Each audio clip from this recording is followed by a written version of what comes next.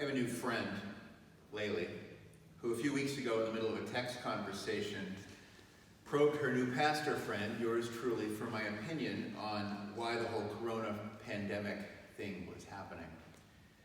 It was a challenging big question that led to a fairly quick back and forth text that actually went quiet. I believe it ended fast because I couldn't offer her a profound answer. I disappointed her wish that her new minister friend would have some grand purpose for all of this, some deep meaning. Sometimes it's hard to be the person who wears a robe, but whose primary authorities are still science and reason. It can be confusing for others, too. Our text back and forth might have died a quiet death, but Laylee's yearning for answers about the place where science meets meaning in these times seemed a good prompt for an Earth Day sermon. The obvious dull answer to her question is the bumper sticker simple truth that virus happens. Viruses are, and I'm writing this in order to relearn what I might have learned in high school bio, I'm not sure, an invisible little parasite that has found a niche living off of and sometimes killing its hosts. Like some couch surfing friends I've known, when outside the safety of its host or victim, viruses don't do much of anything. They're like many versions of things in the cycle of life that we would probably not want to be Facebook friends with. More specific to this moment, there exists in this world a type of virus called the coronavirus, not because it's prone to drinking beer on the beach. It was named because under a microscope, it has something of a halo of sticky little pointers on the outside, and halo is translated to corona. I'm sure you've all seen images of them. They've gone viral, after all. Sorry, couldn't resist. We've been playing whack-a-mole with these type of viruses for 50 years, not the coronavirus, but SARS and MERS is of the same type, and they've all got their start living in bats, and they get passed to humans via other animals, usually small mammals. This is not a conscious act. This is a fortuitous leap for these little devils. Descriptive language, not theology there. That remain content.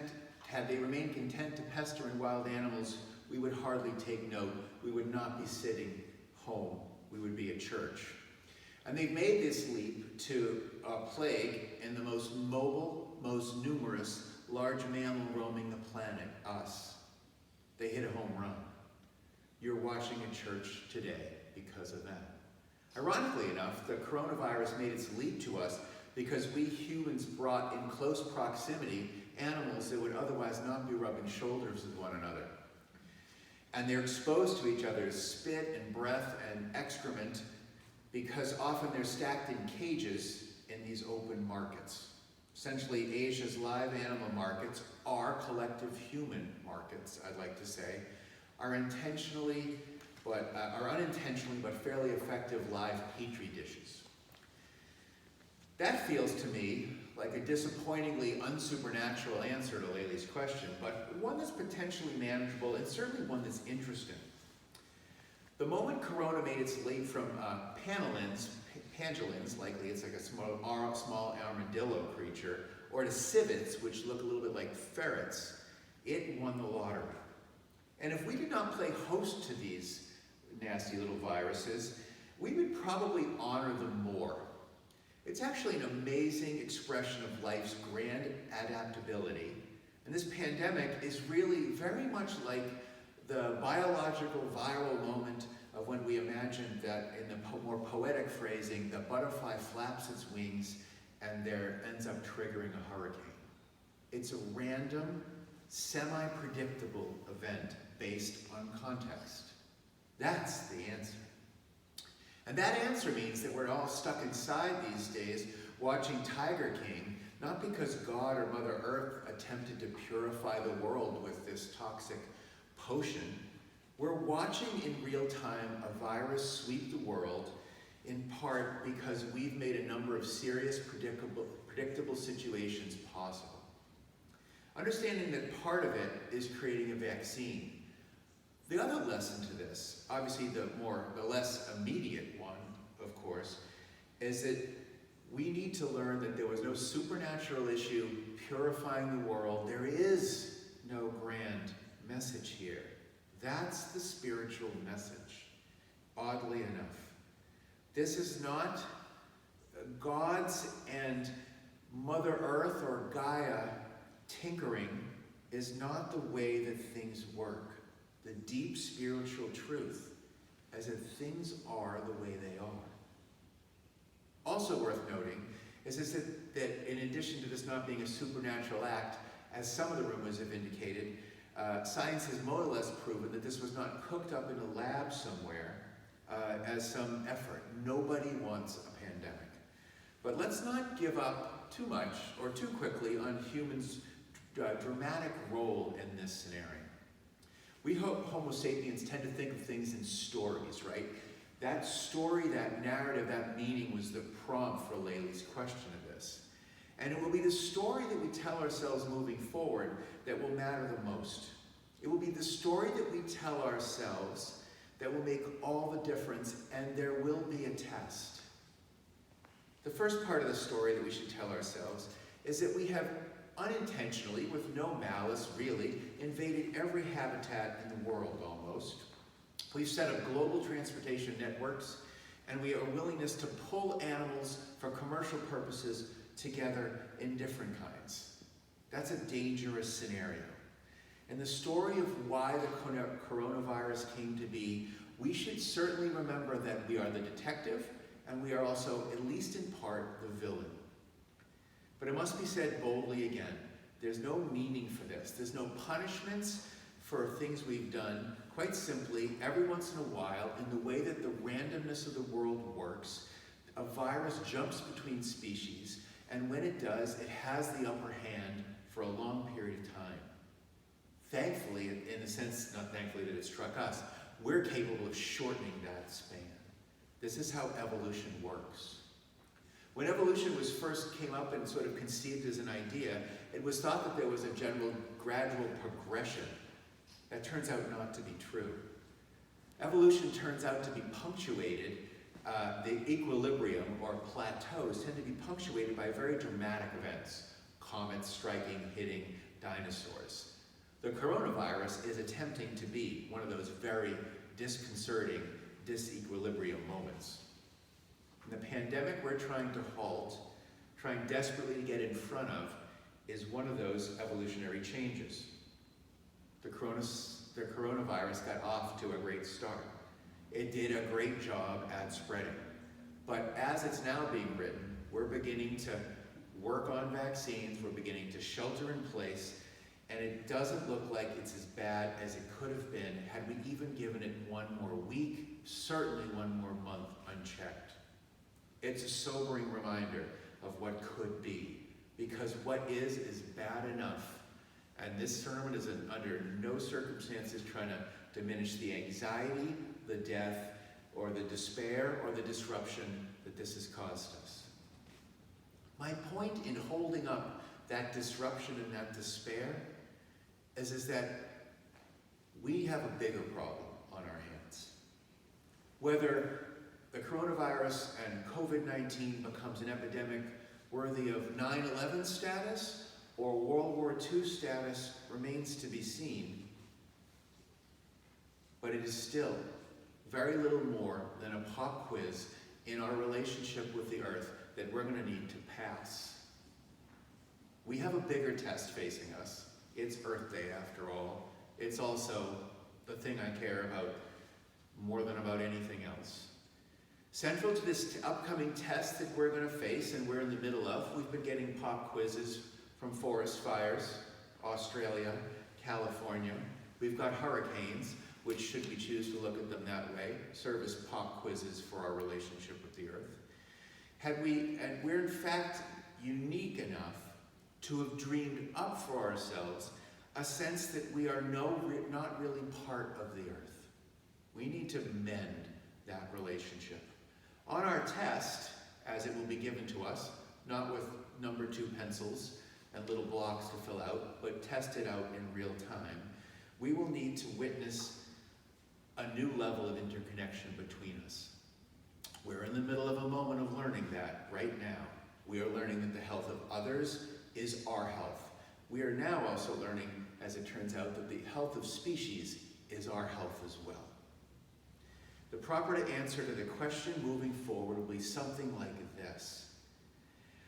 The climate, controlled by the planet, is not in our control.